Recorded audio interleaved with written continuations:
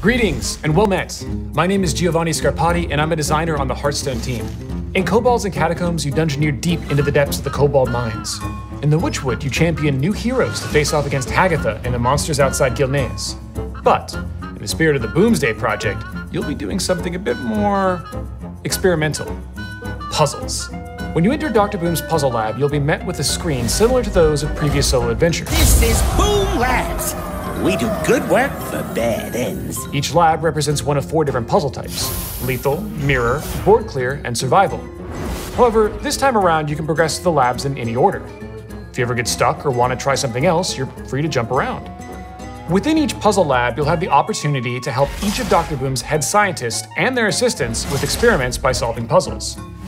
Puzzles start off easy to teach you the basics, but get more complex as you progress through the labs, occasionally throwing in some new unique cards to help spice things up. This puzzle's a real twister! When we decided to do puzzles, we knew we wanted a few different kinds.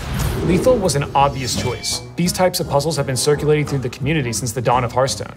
Time to put this necro to good use. It's the type of content that you run into naturally, from big tournaments to daily play. The objective is straightforward, clear, and is just a great starting point for anyone. But, since it's a single player, we get to introduce some weird new mechanics and situations you'd otherwise never run into. With Lethal locked in, we did some brainstorming. What are some other twists on Hearthstone's gameplay? Survival came about as a sort of reverse Lethal. Are you a new test subject? I will light the fuse. It's not often that you're in a situation where you get to maximize healing on yourself. We originally called it the Death Ray Lab, with one of Dr. Boom's giant inventions pointed at you, charging up over the course of 3 turns. However, after playing with the idea, we decided to make all of the puzzles take place over 1 turn, so you didn't spend too long looking ahead, and so that restarts felt fast and clear. Board clear was also a natural type of puzzle for Hearthstone. After all, you're always trying to control the battlefield. But that wasn't enough by itself. I mean, this is Dr. Boom's lab after all. I've untangled the hose, boss! It's not really a true board clear unless you're trying to blow up all your own minions as well. Suddenly your minions that summon other minions with their death rattles don't feel so helpful. And of course, a single card like Defile can open up a whole new subset of puzzles. For the final lab, we wanted something different, something strange. We like mirror puzzles because they require you to think outside the box and play Hearthstone like never before. Here we go again. Already the minions, sir. In mirror puzzles, you need to copy your opponent's minions exactly, from the position to the attack and health. While it starts off simple, you quickly realize that unlike the rest of the puzzles, your goal is always shifting because of the way you can interact with your opponent's minions. Do I heal their minions to match mine, or just get rid of both? Given the unique objective, there's often quite a few paths to different solutions, and I'm sure the community will surprise us with some of their own creative answers. Whenever we create new missions for Hearthstone, we want to make sure it's got the same sense of polish and charm as the rest of the game. When it came to the puzzle lab, we had a ton of puzzles, but we had to figure out how to display them while still retaining Hearthstone's usual look and feel. That's where the user interface, or UI, comes in. To share more info about that, here's Max Ma. Thanks, Giovanni. On the Hearthstone team, we believe that the best UI is invisible. This means the interface shouldn't get in the way of players enjoying the game. But when you have over 100 puzzles available, suddenly the UI becomes very visible and in your face.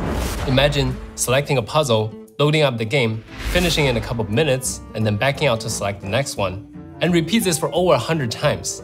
Nobody wants that. So, in the early stage of UI design, we decided to stack the puzzles into groups of 8 or 9, which is what we felt was the right amount of content per play session. That way, sitting through just one loading screen would allow you to enjoy puzzle labs for much longer.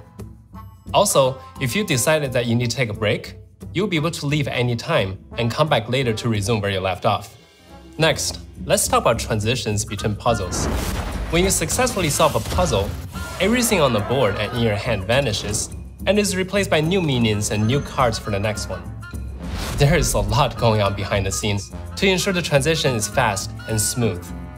And this is something that seems easy, but took us a lot of time to get it to feel right, so that everyone will be able to spend more time playing and less time waiting around.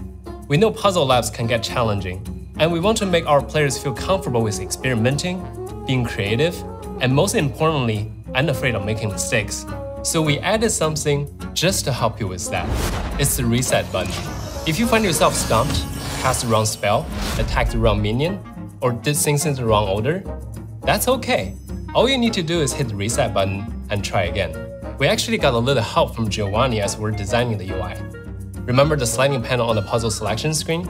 It was initially meant to slide off completely to reveal each lab.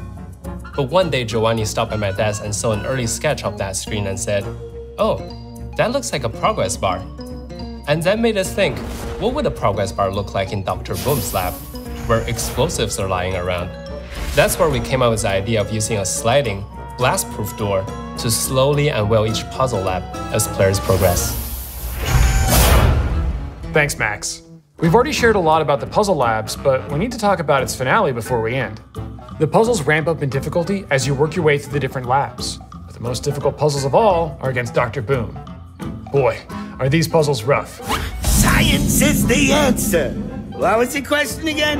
In one of our playtests, we had a group huddled around some final designers trying to solve the final Dr. Boom board clear puzzle. Watching them tag team the puzzle and attempt different solutions was hilarious. In fact, having people stop by to watch others solve puzzles or spitball solutions was commonplace throughout development. You know you're onto something fun when your coworkers don't want to stop testing the new content.